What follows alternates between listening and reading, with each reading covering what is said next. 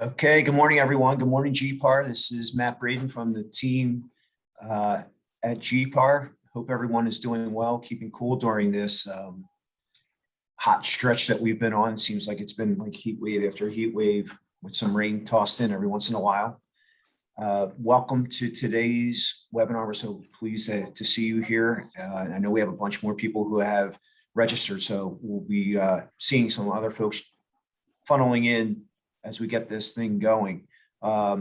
Before I hand it off to Stephanie, just want to ask of two things. One, can you show your face, put your camera on?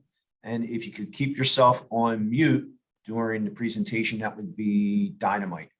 So with that, one last reminder, Code of Ethics. Code of Ethics deadline is the end of this year. If we've reached out to you, please make sure you're taking care of your Code of Ethics requirement. So any questions about that, reach out to Donna from our team.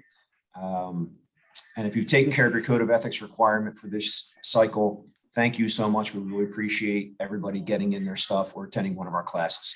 So with that, I'd like to hand it over to our president, Stephanie Biello. Good morning, Stephanie. Good morning, Matt. Thank you so much. And hello, everyone. Good morning. Thrilled to be here this morning with our presenter, Tim here. Tim is a national speaker who has been actively selling for about 14 years since graduating from Georgia Institute of Technology, and he is currently the managing broker for Point Honors and Associates Realtors, a boutique real estate firm in Metro Atlanta. So he also serves the real estate community on different capacities. On a national level, he represents 1.4 million realtor members. He was the 2018 National Association of Realtors Chair for Diversity. He was also on the 2018 NAR Task Force to promote and commemorate the 50th anniversary of fair housing in the United States. And he was also appointed by the 2013, 2014, and 2015 presidents of the National Association of Realtors to be the respective president liaison for South Korea. So quite an impressive resume there, Tim. Good morning and welcome to Philadelphia. We're thrilled to have you. Thank you so much. And I'm looking at a different side because my slides are on a different screen. So if I'm not, I promise I'm not ignoring everyone. Just issues with technology these days, of course. Thanks, Stephanie. Here's yours. Stephanie, thank you so much for the wonderful introductions. I guess you read my long bio instead of my short, and I really appreciate it. I love Philly. I love talking to you guys, and thank you so much for the opportunity to even be with everyone. I see Jack on the screen. Jack is a great friend of mine. It's great to see him, and it's great to see all of my realtor friends throughout this Philly. I know that your association, I think, expands a little bit more than Philly. So we'll try to do a little bit more explanation on our screen. So we did a little bit more research. We went back and kind of redid a little bit of our PowerPoint. But again, my name is Tim Herr. I am based out of Atlanta, so I am on the same coast in the time zone. So this, it kind of helps out. I am the incoming president for the Asian Real Estate Association of America. Our AREAA is the largest Asian American trade association, representing about 17,000 members. We have about 43 chapters, and we're excited to be here. AREAA is one of the recognized multicultural associations partnered with the National Association of Realtors. So if I have any questions, it's harder on Zoom sometimes, but please feel free to ask me stuff in the chat. I will do my best to answer. We have our executive director, Hope, to keep me in check and to make sure that she can answer some of the questions that I may not be able to. But again, I really thank everyone for the opportunity. Good morning, Roderick, Matthew, Robert. See, it works. I can read the chat at the same time too. So feel free to ask any questions, and I promise I'll do my best to answer. And if I cannot, I will deflect very well like a good presenter and come back to you at a later date and try to get those answers to you. The State of Asia report, if you look at all the multicultural associations from NAREB, NAREB, AREAA, and now the Alliance, we all publish a state of blank report. In AREAA, we publish a State of Asia America. So basically, this is our report that we publish every single year. And we talk about home ownership rates and some of the other concerning issues that are happening across the United States. It is, you can download it. It is a free report. We do not ask you to be a member, but we would highly encourage you to be a member. But again, it is available for free. So if you are a broker owner, this is great because you can use this as a wonderful resource, print them out and start, to garner more business or to really help understand what's going on in the Asian American housing world.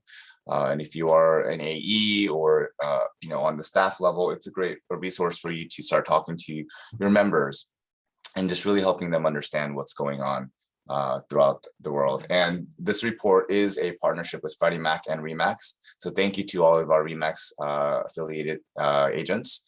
We have a wonderful relationship with RE/MAX. And through this partnership with RE/MAX and Freddie Mac, RE does produce the State of Asia report. If you look at our report this year, we took a little bit of a different turn. The impact of COVID on the Asian American community was very significant. And so therefore, we really encourage you to read it, download it, and really share it if you can. So like I mentioned, we talk a lot about COVID in our report in the beginning.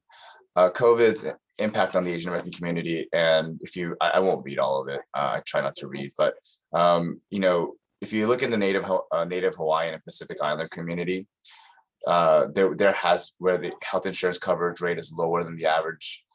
Many of us in the Native Hawaiian and Pacific Islander community, the underlying health conditions and rates of higher health disease, cancer, diabetic, and tobacco use is higher. And so it has been affected disproportionately of people of color, especially in the Native Hawaiian and Pacific Islander community. And many within the community also work in more of the frontline industries, such as food service, hospitality, and healthcare. If you look at point number 2, only about a week ago, a lot of the top media outlets reported that to stop AAPI hate, there's been over 9,000 anti-Asian incidents reported since the start of the COVID pandemic. So we have seen an increase in hate crimes towards the Asian American communities. And this is not just within, a lot of these cities where we think these hate crimes may occur. If you really think about it, even in Atlanta, where we're city too busy to hate, we had the mass shootings. I was just in one of the major cities not too long ago, and someone had yelled some racial epithets against me. So it has been started. It has been increasing. I think it's been reported more, especially since the COVID pandemic.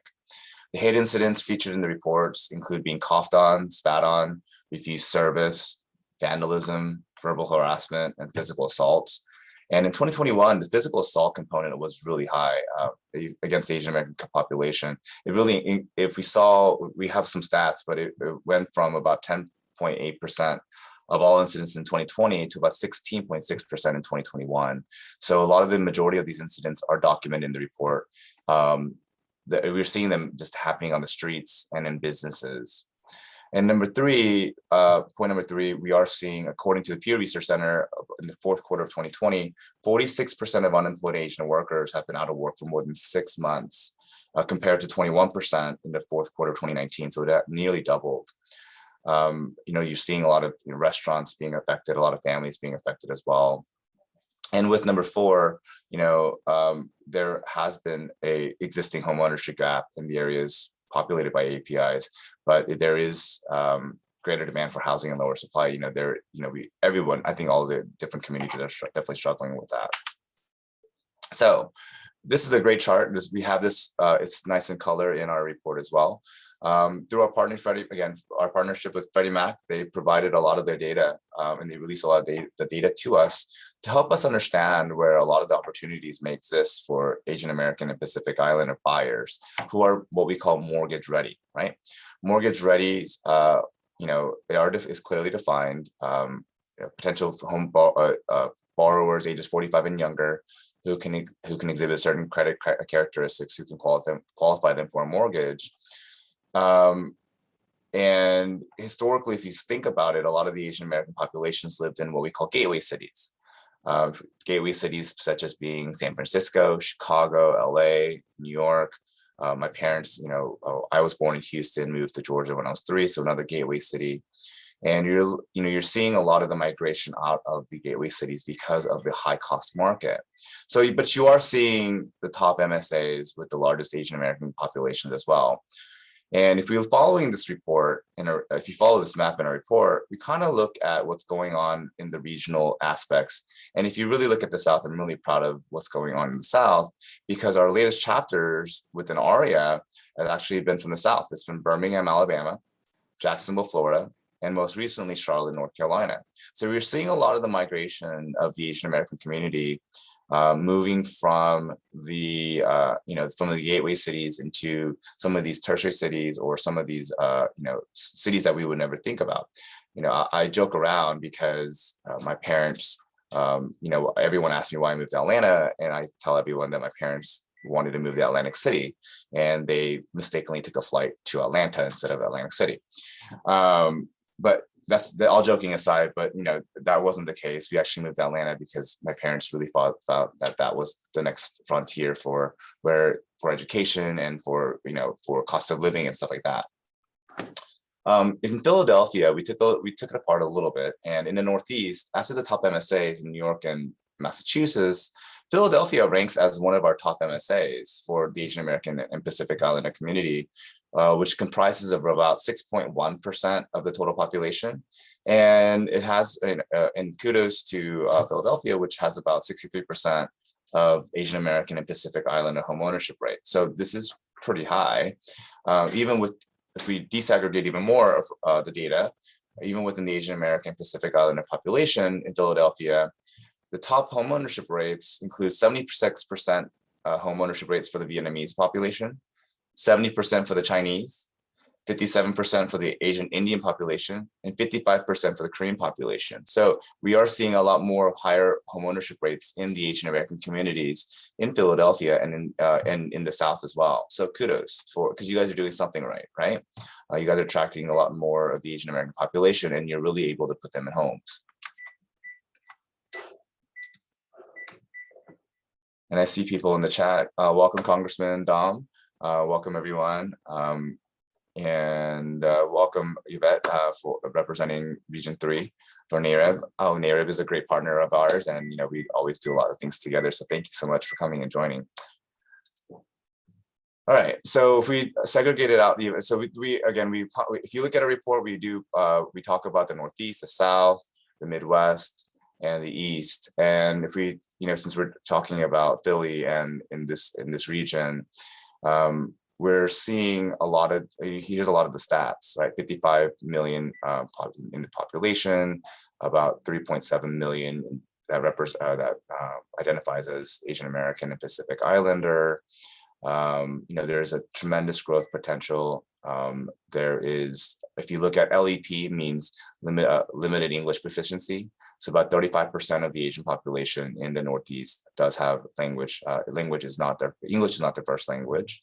But if you look, a lot of the Asian households are above, 70,000, 96,000. The average house that they're purchasing is about 283,000.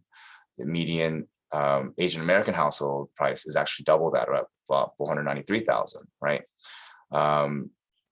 Asian American household, again, is higher than the median household. And we're also seeing about, again, we're still lags behind in the Asian American homeownership rate in the region. But, again, in Philly, we seem to be doing a little bit better. Again, if we break it down even more to Philadelphia, Camden, and Wilmington, 6.1% of the Asian American population identifies as Asian American, and there's about a 63% homeownership rate. And I went over this a second ago. If you look at Connecticut and Pittsburgh, Philadelphia, you're seeing a lot lower numbers, again, breaking it apart into different MSAs. Even though the Chinese represents the largest Asian American and Pacific Islander subgroup in the Northeast, followed very closely by Asian Indians, you'll actually see the Vietnamese and Filipino population actually leading in the homeownership rates, which is a little unique to the Northeast. if you guys have a moment, I really encourage you to watch our More Than One series found on our website at AREAA.org. And we break down what really drives the different Asian American subgroups to certain MSAs in the United States. And one of our past chairwomen, if you guys know Vicky Silvano from Chicago, she talks about the Filipino population moving to the United States in episode 2. And there is a higher income bracket and working from the healthcare industry, such as nursing and doctors. The Filipinos have kind of been able to overcome the homeownership barrier and become homeowners. And you're seeing that high homeownership rate percentage in Pittsburgh, alongside other healthcare members being a top industry, which makes a lot of sense.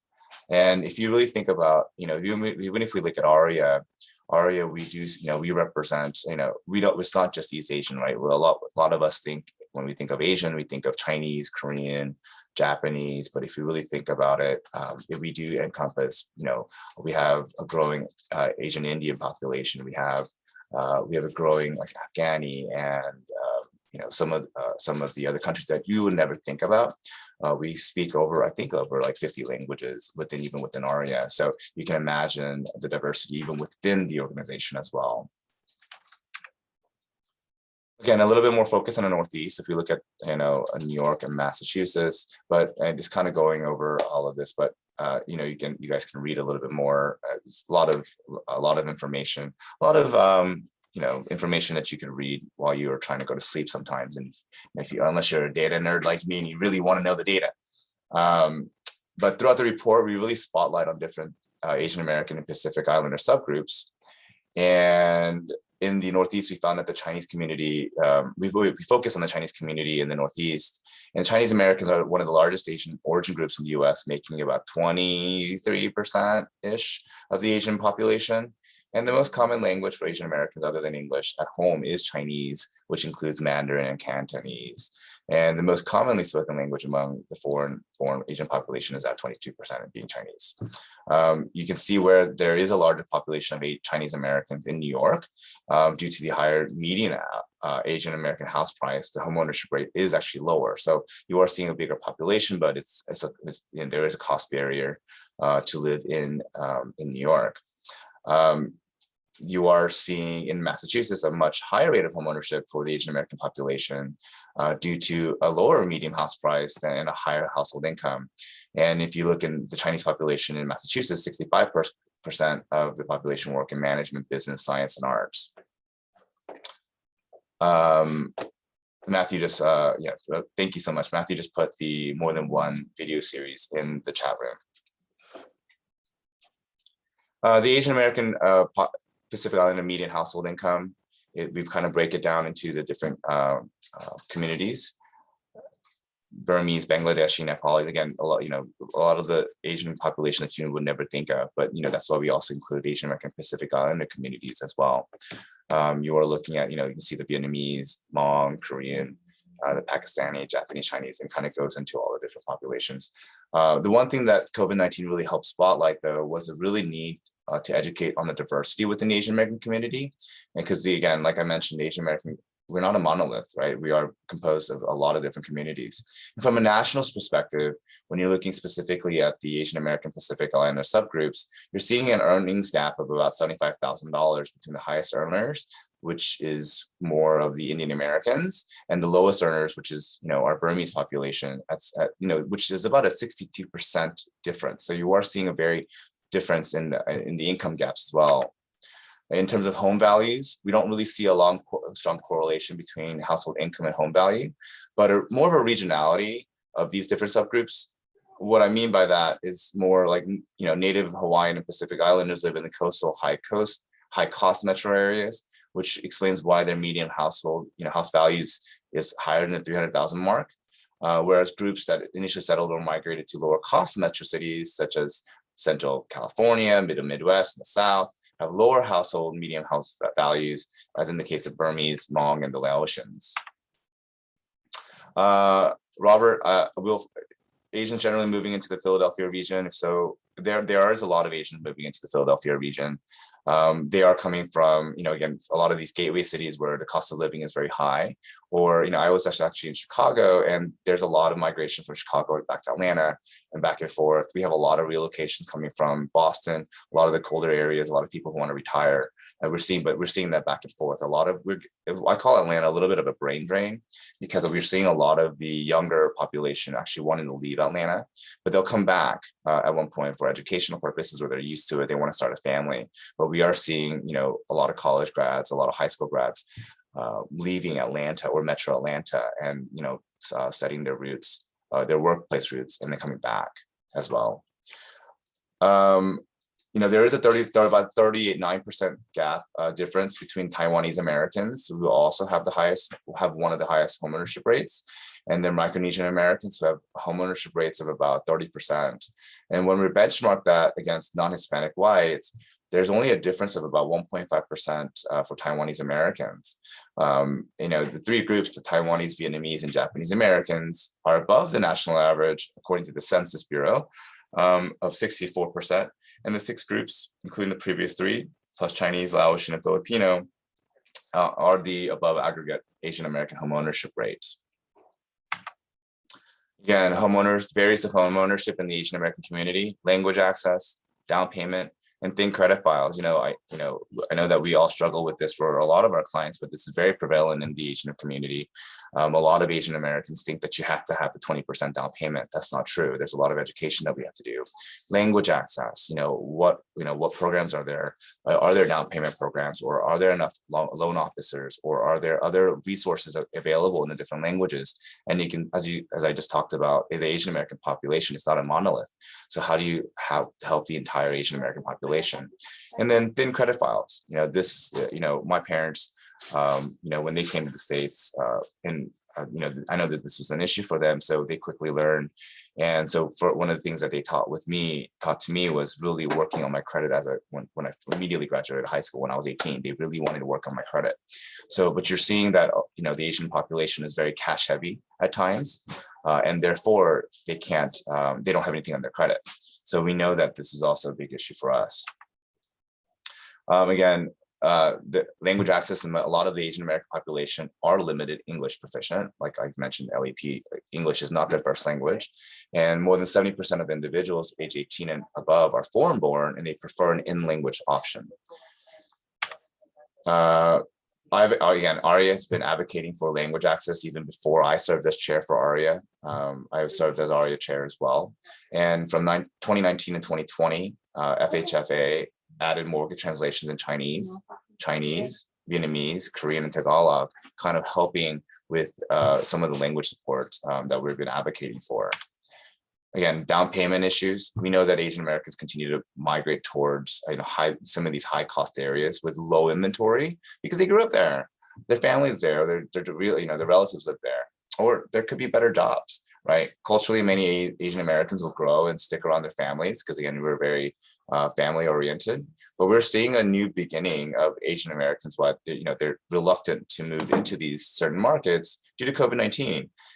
I had just the other day, I had a friend that said that she refused a job offer to move to Ohio because, there's a lot of hesitations to move to a majority non-Hispanic white neighborhood. And, I suspect that this is going to be happening for a lot of home buyers moving forward. But again, it does cause some competition, some challenges in these competitive markets because there is no affordable housing. And, they may have enough income they may not have enough income to qualify for the loan. Again, a lot of Asian Americans thinking of 20% of down payment or more. And FHA loans, again, I'm a practitioner as well. There's a perception that this is a lot more complicated than conventional, but, and we all know in our market, FHA sometimes are frowned upon. They're not as easily accepted, but this is very important for the Asian American. And I know for NAREB as well as NAREB, FHA loans are very key and vital to our community.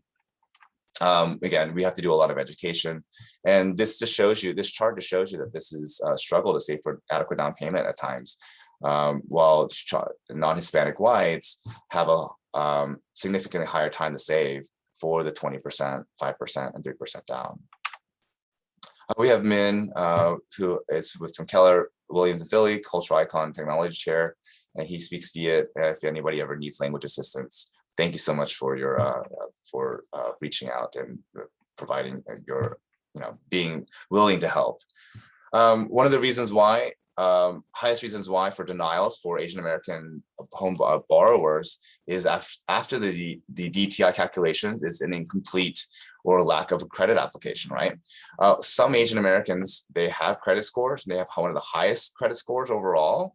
However, Asian American families prefer to make their own purchases in cash sometimes and to avoid debt, and thus making of large purchases when cash is available.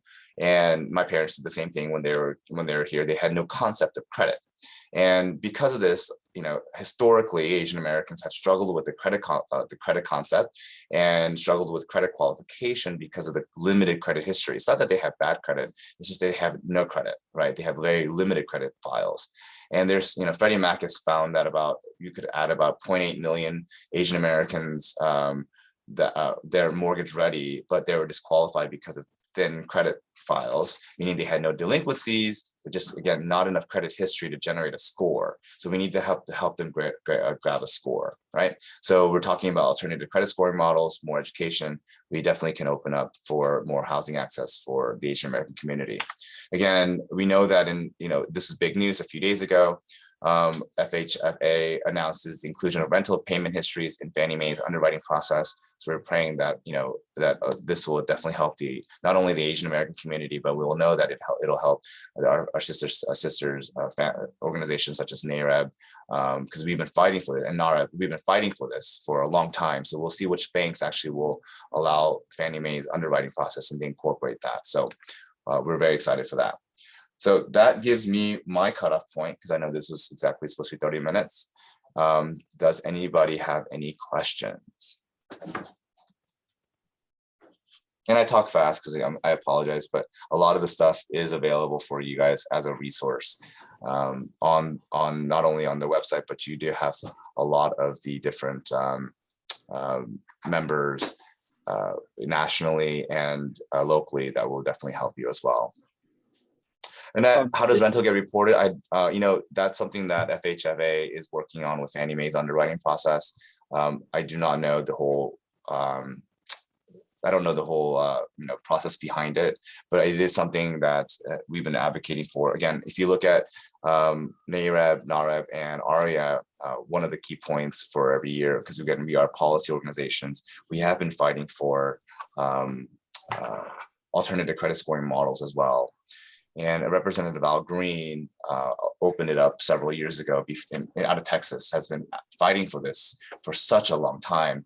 And then COVID hit, and then the administration's changed. So it's been a hot topic for ever since the new administration. And now that we know that the alternative credit scoring models really will help.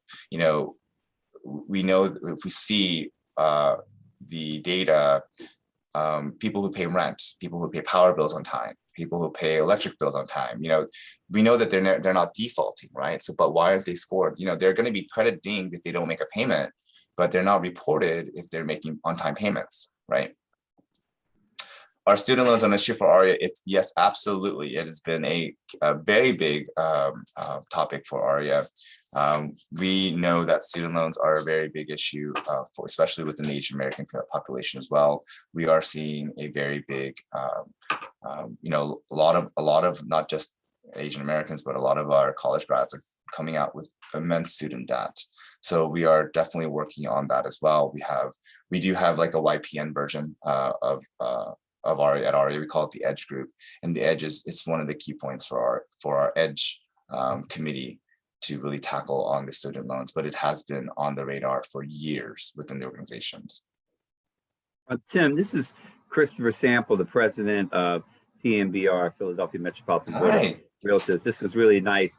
Two comments. I've done business with a couple of deals with the Asian community. What I found was fascinating is you are so right. Both of those deals were done in cash, which was interesting. And the other thing is that there were some numbers involved. In other words, I did one in a development, and they didn't want to choose certain properties for certain numbers. There were certain numbers associated, and also the position of the houses. and I can't remember now because it was a while back. I can't remember now, east, west, whatever it was, but the numbers were important in the address and the position of the house and development. It was fascinating to understand that part of the culture. So, and all the different communities, we all have our quirks, right? I call them quirks sometimes because you just have to know enough so it doesn't derail the deal. So, even within the Asian community, I don't know a lot of the culture sometimes, but, one of the books I do recommend is the Kiss, Bow, and Shake Hands. If you go to that, if you buy that book, it's about $15 on Amazon. You can go to each country and you can tell you the concept of time. One of the funny stories that comes out of NAR is one of the past presidents of NAR met a delegation, and he's a hugger. So he started hugging everyone. But in a lot of the Asian communities, his personal space is very respected. And you're, why are you hugging me? You're supposed to be shaking. So, or, they all go, I think there was another story where the leadership went down to Brazil and they're like, oh yeah, I'll see you for dinner. And they didn't show up at 7 o'clock. They didn't show up at 8 o'clock. They didn't show up at 9 o'clock. Dinner started at 10 o'clock. And if there was a siesta going on, so they had no concept of their culture. But from the Brazilian side, they were very cordial, saying, yes, absolutely. We'll see you in a little bit. Because again, we have that concept of time, right? So, there's a lot of education sometimes even within my community where I'm like, hey, look, 2 o'clock means 2 o'clock. There's going to be people waiting out the door and sellers have to leave. We can't do Asian time, you guys. Or like feng shui, right? Feng shui is a very big one in the Asian community at times. You can't have the front door facing straight to the back door, and it has to be in a certain, you're right. Is it east to west? What direction is it facing? Is there enough sunlight coming in? There's a lot of that stuff going on. There's numerical. So, you just have to know enough not to lose the client is what I usually say. And, before I work with a different community, again, within AREAA or even my friends in NARA, and I'll call my friends and be like, hey, what is just enough that I will not make a mistake to lose my client? And they'll tell me and be like, hey, this is what you have to avoid. This is, just a really crash course. They don't expect you to know everything, but they're saying, my first question is usually, who's the decision maker? Is it, even within Hispanic community, I'm like, is it the madre, the padre, the hijos, and the hijas? And then you show the entire family, and then you find out that the grandmother, the abuela, is the one who actually makes the final decision, right? And then the same thing with the Asian community too, right? So you sell all these different houses, but then you find out that the husband is actually, or the wife is really the quiet one in the back, really making the decision. But then the male's there, trying to, you're showing the houses to everything. Or is it the grandmother? Is it the children? You have to figure out a lot of these pointed questions to make sure you don't lose these deals. Let's see, the book that I recommend, it's called Kiss, Bow, or Shake Hands. It is a book that I have, readily available depending on the country. It does tell you the concept of time, personal space, how to do business in that country. And, if you have a little bit of that concept knowledge, it kind of helps you get less frustrated because you're like, why was my client late? My client's been 20 minutes late. I don't understand. And then you're sitting there at a listing, to a showing, and you're like, and then they just roll up and they're all good. And then you come to find out, the culture is, it's ingrained that it's okay to be late, right? And then we show how all these houses, and they have the number 4 or number 8 in it, and you're like, why does my client love this one but they hate this one? It tells you some of that stuff too, right? Let's see, how do you probe for questions of ethnicity without offending them? Don't make assumptions. That's usually the first key. Everyone doesn't really know my ethnicity, my ethnic background, but I usually say, hey, what language do you prefer to speak in? Is there a certain language that is preferred? That's a very subtle way of asking, potentially what culture and background they're from, without explicitly, if you don't want to say, hey, I'm sorry, don't get offended, please don't be offended. The question is not where you're from, but culturally background, how can I help you? I just want to make sure that I don't make you feel pause. But again, asking what languages they may speak is an easy one without offending that other person. Let's see. Numerology, feng shui, numerology, feng shui is a big component of a lot of the sub-Asian culture. So take a look at that. Let's see. This is Melody from Melody. GPAR. Thank you so much for your presentation. Really informative. The question I have is, do you have suggestions on how realtors can provide language services for LEP clients if their language isn't common in the region? Yes. So, again, I don't speak I only speak Korean. I speak Korean and I speak English, but, I have a team that does speak other languages as well. Please don't use Google Translate. Google Translate is the worst form of translation. And I do a presentation on this. We all know if you use Google Translate, I tread very carefully with this one, but there are a lot of language services, but you have to be very careful because you have to make sure that it's a strict translation. They are not real estate agents. They are not practicing real estate. So all they can really do is to make sure that they are translating what you are saying, right? And also writing things down really helps, but be careful of the cultural. Sometimes they use commas and sometimes they use periods. So make sure they write everything down, right? Because again, that's going to be very important. Repeating back and just kind of verifying and don't ask yes or no questions as well, because yes or no questions, a lot of the cultural aspects, they're all going to say they don't want to offend you. So do you like this house? Yes. Do you think this house is beautiful? Yes. But in actuality, they don't really like it, right? They're trying to be polite. They don't want to insult you. So, you have to ask like, oh, you talked about having a brick front, or you talked about having a 4-bedroom. Is this something that you're still interested in? You have to ask a lot more probing questions. But in terms of language support, you really should be really, if you need language support, you have members of AREAA. We have someone from the chat room that just said they'll help you with the Vietnamese population. And then, we have FHFA.gov/mortgage translations. And this could help with some of our limited English proficiency clients as well. But yeah, it's just a matter of reaching out, and I think that you'll find in a lot of our communities, not just in the Asian community, it's not about, making, they don't expect you to, I make mistakes all the time, even within my own community as well. But it's about the effort and really just kind of making sure that, you make them feel like you're the decision, you're helping them make the right decision.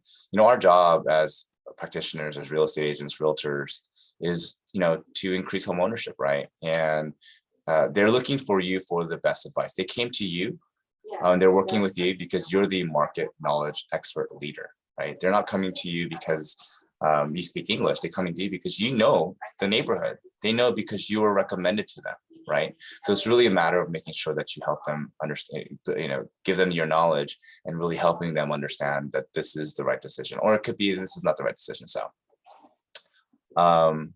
let's see, Robert just mentioned that he can help with Chinese. Tim, sorry, I have one more question. Of course. So I'm originally from South Carolina, and a lot of my friends in college were Indian Americans. And one of the issues that one of my friends who was Gujarati encountered was that her parents wouldn't buy a new home because they wanted it in cash, but they also wanted enough space because their household was multi-generational. Yes. Just her and her parents. Her aunt and uncle also lived with them, and it was like a 2-bedroom townhome. So they just lived downstairs. Do you, in the research AREAA has done, which was excellent, have you found any correlation between issues with wanting to buy a home at a certain price because they need the multi-generational aspect of the home, or have you not seen that? No, we are. Just like some of our Latino friends and from NARA, a lot of our families are multi-generational, and you are seeing the multi-generational families living together. And there was a period where I thought the builders were extremely smart, where they're building 2 masters or 2 en-suites. And they're making affordable, houses that made multi-generational housing really work. And I thought that was brilliant for a lot of these builders, and because they really understood the markets. So, but yes, we are seeing that, it is difficult. You are seeing loan applications. I just did one loan where there was 4 people on the loan because it was 4 people living there, but it was all multi-generational, right? They needed the income from, I hate to say it, from someone who was a little bit more my age. By the way, this is Botox, you guys. I'm actually a lot older, but someone who's probably my children's age, and they were, they needed his income and they needed his credit. But then you have the parents who was, their credit files may be a little thinner, but they needed everyone's income, right? So the loan application process became 4 or 5 people.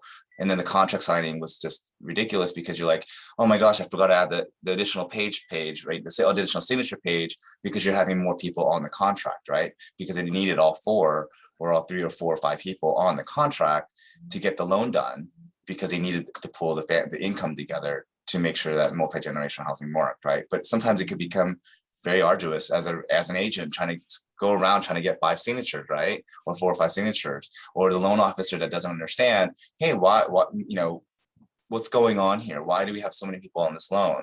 So you have to really work with a loan officer and be patient that understands the cultural aspects of it as well. And Hope just mentioned about, 27% of Asian Americans, we live in multi-generational households. My parents are begging me to come back home. So, we grew up thinking like, the Mary Tyler Moore. See, I told you I'm old. The Mary Tyler Moore show, you're saying, hey, I'm going to make it after all. And you want to move to New York and you're trying to get out of your parents' bedroom and you're trying to show your independence. But then a lot of the Asian American population actually saying, no, you don't have to leave. Come back home, right? My parents are just begging me to come back home. Any appraisal discrimination in the Asian American community, we have not been, like Hope just mentioned, we're not been aware of any appraisal issues, but we know that the appraisal industry is an issue. We know what happened down in Florida. We know that this is an ongoing issue, and there hasn't been any pinpointed cases being brought to light within the Asian American community, but we know that it exists. It's just a simple listing presentation, and we know, and I hate to say it, but whether it doesn't, it's part of our listing presentation. We say, hey, take all references down, right? You just never know what's going to happen, and I hate to say that, but it can happen. I'm sure it does. Chapter in Delaware, you're correct. Hope is our executive director, by the way, so I'm very thankful that she can answer all these questions. But Hope is she's joining us from California. But yeah, our chapter in Delaware would be probably, I would think it'd be Boston.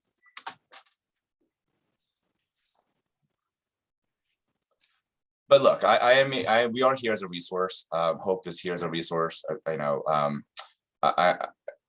A lot of our members are very excited to have even the opportunity to present and to talk about the community, right? And we are, you'll find that a lot of the Asian population, and if you call the members of the different chapters, we're willing to help, right? We're not, if it's a simple question, but hey, I think I have a Korean client. What's some of the mistakes that I can make? What's going to help? What's going to derail a deal? Why is this deal taking a year? Why are they always late for my buyers present? When I meet them up trying to buy a house, why do they always bring 40 people when it's COVID? When I specifically said it's only 2 people that can come to the showing, but then they bring their entire family. It's a cultural aspect of it, right? And so you get frustrated and you try, you don't want to, I don't want to work with this client anymore. But that's not the case, right? So if you understand the cultural aspect of it, I think that you can definitely enhance your business. And you are going to see, again, we're one of the fastest growing populations as well. And I think that you will see a tremendous, and you guys already are, and kudos to your association and your members, because you guys are already working with the Asian community and really helping the Asian American population home ownership rates really be really strong. And to that, kudos to you guys for really, really identifying the issue and really working on the population from the get-go. And that is a testament of the association leadership and the staff. So again, you guys have done a great job.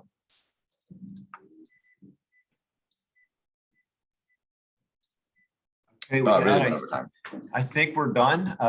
This was a fabulous presentation. Thank you, Tim. And thank you to all of our attendees here today, including Hope. Thank you very much. It's really meaningful that we're having this presentation today. We're strengthening our bonds, our ties, and I think we're going to be doing far, far more in the future. And I think today is just another step in that process and building a strong relationship.